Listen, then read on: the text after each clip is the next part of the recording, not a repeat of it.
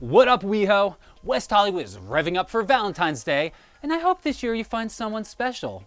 Whether you're heterosexual, homosexual, bisexual, or even robosexual. Isn't that right? Siri. Hey Siri, do you love me? I respect you. Well, screw you too, stupid sexy robot. Welcome to WeHoTV News. Why hello West Hollywood, I'm Mike Siriaco and I'm bringing you everything you need to know about WeHo, courtesy of the city of West Hollywood. Valentine's Day is right around the corner, so if you've been spending more time on eHarmony than CNN, you may have missed some important news. Don't sweat it, because I'm going to catch you up to speed with the WeHo wind-up. Let's put 30 seconds on the clock. The city of West Hollywood's 6th annual clothes drive pulled together new looks for the LGBT youth. Doug Jones's hot gay son shot some serious side-eye at Vice hypocrite Pence. In support of the #MeToo movement, black was the new black on the Golden Globes red carpet. West Hollywood redefined doggy style with the opening of 2 new dog parks. Trump promised to run the government like one of his businesses, and exactly 1 year later, he kept that promise when the government shut down faster than Trump steaks.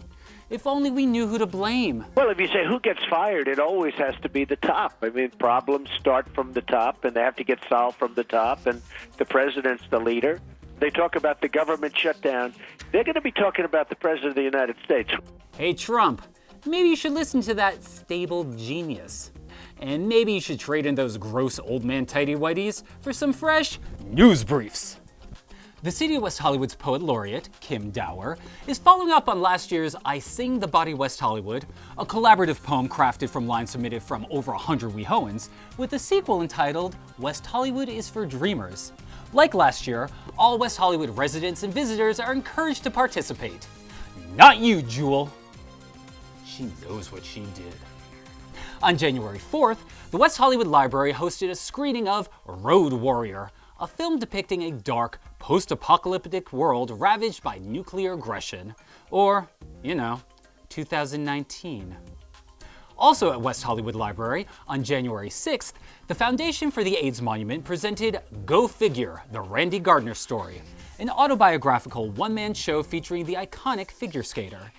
This production shouldn't be confused with his Academy Award-nominated motion picture, I, Randy.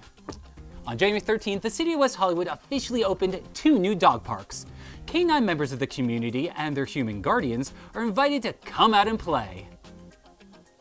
Well, maybe not every member of the community. The city of West Hollywood, in conjunction with Lambda Literary, hosted a panel discussion on January 16th for Trevor Hoppy's new book, Punishing Disease, HIV and the Criminalization of Sickness. The panel focused on outdated and poorly written criminal laws that punish people living with HIV. To be clear, no one should be punished because they're living with HIV. Living with bone spurs? Your call. Oh, and watch your feet because we just crushed these news briefs. In honor of Black History Month, we like to shine a spotlight on some LGBT African-American heroes you need to know, starting with Alvin Ailey. Rejecting the modern dance establishment dominated by the likes of Martha Graham and Doris Humphrey, Ailey founded his eponymous Alvin Ailey Dance Theater with a focus on eclecticism. While Alvin's contemporaries emphasized their particular style, this groundbreaking choreographer adapted according to individual dancers and productions, blending multiple dance forms. This eclectic attitude was also prevalent in the multiracial composition of Alvin's company, casting according to talent, not color. Sylvester. Originating from San Francisco's psychedelic gender-bending musical group, The Cockettes, Sylvester quickly evolved into a solo singer and pioneer of disco, with hits such as You Make Me Feel Mighty Real. This queen of disco was a man ahead of his time, but not always in a good way. Sylvester passed away in 1988, one of the earliest casualties of the AIDS epidemic. Fortunately, this disco majesty is immortalized by his unforgettable stage presence and courage. Wanda Sykes. The tart-tongued Sykes has performed many roles over the years. Stand-up comic, Emmy Award-winning writer, film and television actress, but in 2008, the homophobic Prop 8 movement inspired the comedian to take on a new role, LGBT rights activists. Notably, in 2009, Sykes became both the first African-American woman and openly gay person to headline the White House Correspondents' Dinner. I gotta say this about President Bush. Man, he knows how to leave town, right? I mean, we haven't heard anything from him. He's just quiet. He left like that house guest who breaks something in your house and heard him get out of there before you find out. Laverne Cox. In 2013, Cox became a trailblazer for the trans community when she debuted as Sophia Bursette, an openly trans inmate in the hit series Orange is the New Black. In contrast to other depictions of trans protagonists, such as Jeffrey Tambor on Transparent, Sophia was a trans character portrayed by an actual trans actress. I don't do pity. Honey, those roots are singing all the while. Cox continues to break new ground, most notably in 2015 when Laverne Cox Presents the T-Word was the first trans documentary to win a Daytime Emmy, as well as making Cox herself the first openly trans woman to win a Daytime Emmy as an executive producer.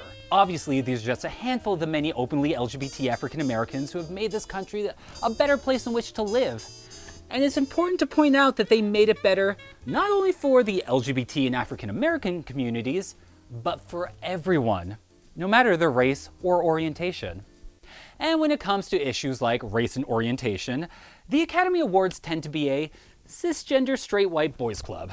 So it was great to see Mudbound's Rachel Morrison become the first female cinematographer to ever be nominated for an Oscar. Still, the Academy has much progress to make as it continued to snub many other wonderful women, most notably Wonder Woman. For more fierce females in the film industry, we go now to Asher Rodriguez.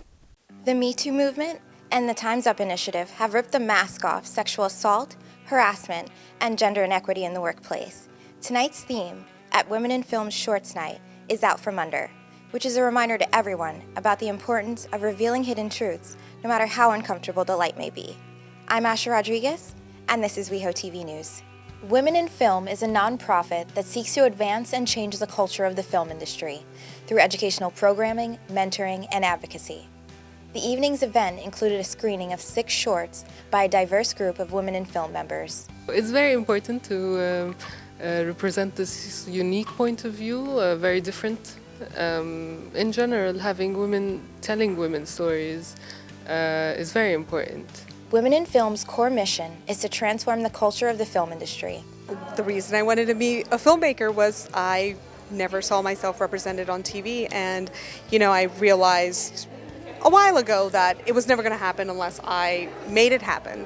Tia and Shannon Ayers discussed why it's essential for women to be represented, both in front of and behind the lens. I do think it's important for women to be in charge of female narratives, but I also think it's more important to have just equal collaboration, equal input, because I feel like women's voices, it's really important for that authenticity to have women involved. The films that we saw tonight, I felt like I could see it through. It was definitely, you could tell a woman made it because it had that authenticity of like, oh, you know what this means. For more information about Women in Film speaker series, visit WeHo.org. I'm Asher Rodriguez for WeHoTV News. Thanks, Asher. And for more movie magic, we're going to break down the facts of West Hollywood's new recreational marijuana laws with the help of some classic cinema.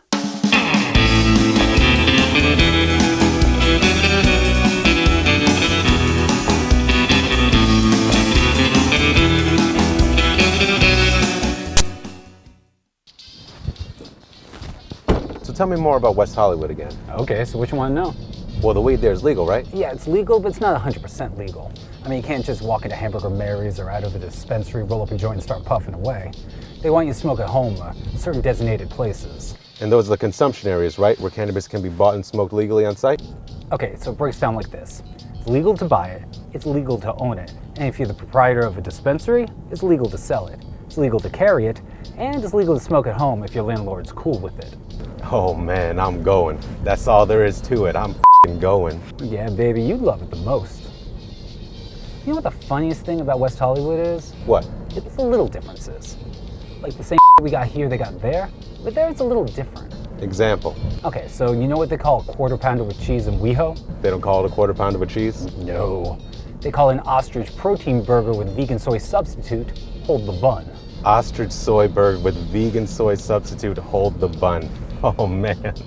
And what do they call a Whopper? I don't know. I didn't go east of La Brea.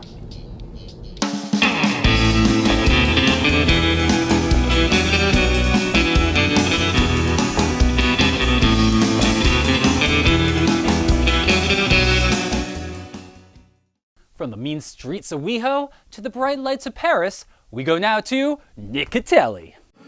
Tonight's the night here at Plummer Park. As you can see, it's a special event because I'm wearing what some experts would call a suit. And you know what that means? It is a night in Paris senior dance here at Plummer Park. What a beautiful image behind me. I'm Nicatelli for WeHoTV News, and we're going to do what they say in France and get our old school Les Boogie on, which is actually English for the boogie. So what initially was like the spark of doing a senior dance originally? Raisa, the one that brought up everything, and she rooting for the seniors.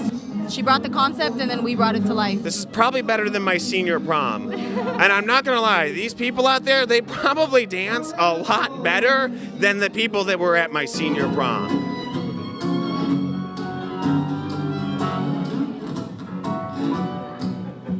She was kicking it up on that dance floor. So how long have you been dancing for?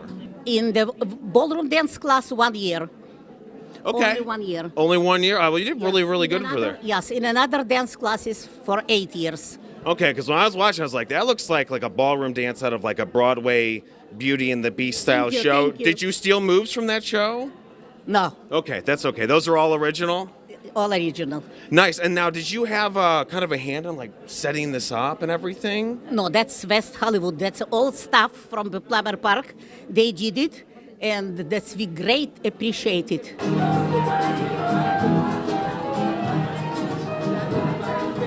My heart wants to dance. Your heart wants to dance? I have a very healthy partner. If I'll wish to fall, he'll catch me.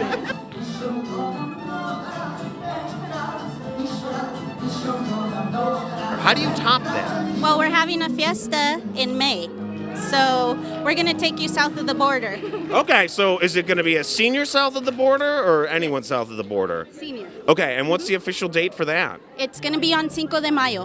Which is English for May 5th. The Night in Paris Senior Dance is made possible by the City of West Hollywood's Recreation Services Ba-Boom Division, and they did a fantastic job. Again, I'm Nicatelli for WeHoTV News, and I'm going to try and start what we call in America a conga line. I will see you guys later.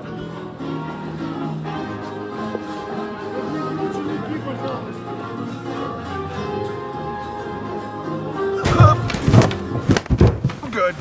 I'm okay. Merci beaucoup, Nick. And for more Parisian ear candy, we go now to Eddie Robinson. Although the balmy weather may belie it, it's winter here in West Hollywood, and that means a wealth of opportunities for new cultural experiences, including the Winter Sounds free concert series. I'm Eddie Robinson, and this is WeHoTV News.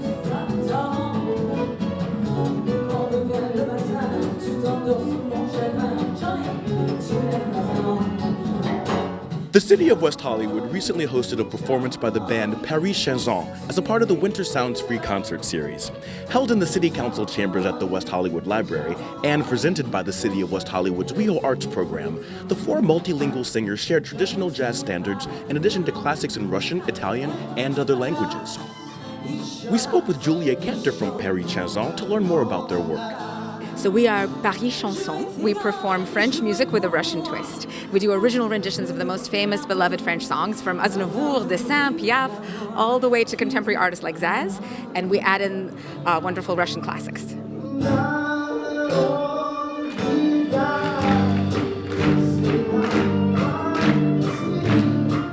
That the people who come to the shows, they're literally from all over the world, and this is the music that has touched them. So it's an amazing exchange of energy, seeing people united over this music.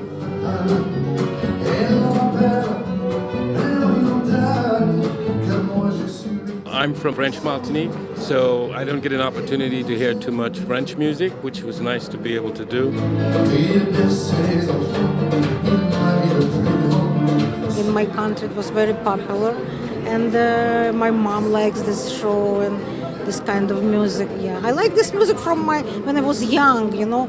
For more information on upcoming cultural events in the city of West Hollywood, visit weho.org/arts. I'm Eddie Robinson, WeHoTV News. Thanks, Eddie. During the month of February, we tend to see a lot of hearts. Candy hearts, paper hearts, jewelry hearts. But what about your biological heart? This month, we met up with personal trainer Beth Bishop to discuss how to keep this important organ healthy.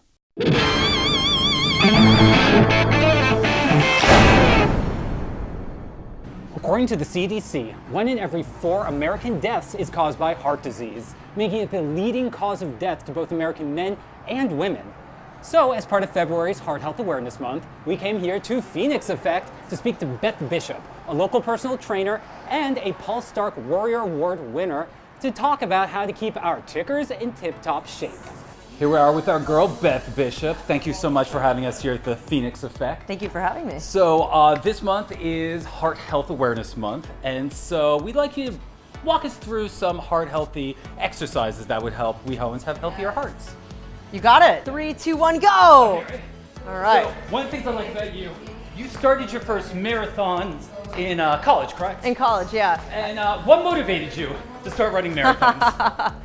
Well, I had been a swimmer my whole life, but this girl who was on my swim team told me that I couldn't do it. 3, 2, 1, and rest. Woo! Got that 10-second rest here.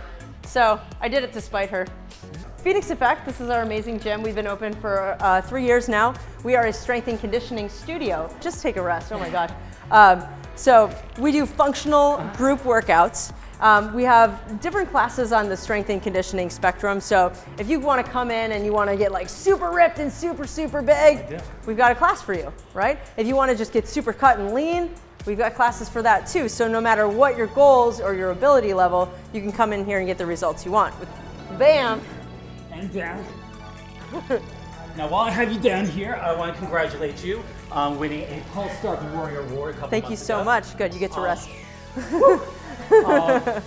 Specifically for your work on the Alliance for Housing and Healing. Now, for those at home that aren't familiar with the Alliance, what do you guys do? So, the Alliance for Housing and Healing is an amazing nonprofit that believes that in order to solve really horrible things like AIDS and other chronic illnesses, you have to first put people into housing. Now, part of the Alliance, Phoenix Effect, also participates in the Spartan race, correct? Yeah, that's right. So I'm a board member at the Alliance for Housing and Healing, and we do a cool collaboration project with my wonderful gym here. We have teams that we train to do these awesome Spartan races. You gotta start doing those push-ups. Done. Right? So we train all these awesome, amazing, regular people how to climb over walls and climb up ropes and flip giant tires, and they raise money for the Alliance for Housing and Healing with that.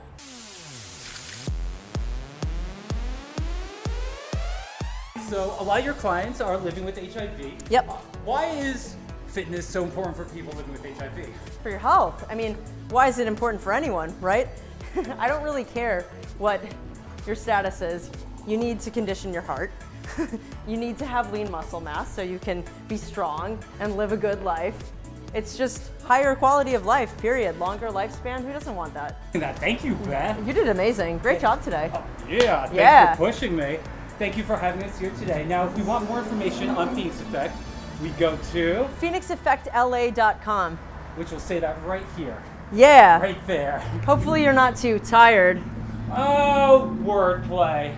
Bring it in. Before we go, we'd like to take a moment to recognize a beloved WeHoan we recently lost, Kevin Short, a man better known as WeHo Jesus. His impact on West Hollywood was profound, and we'd like to share with you one of our favorite WeHo Jesus memories.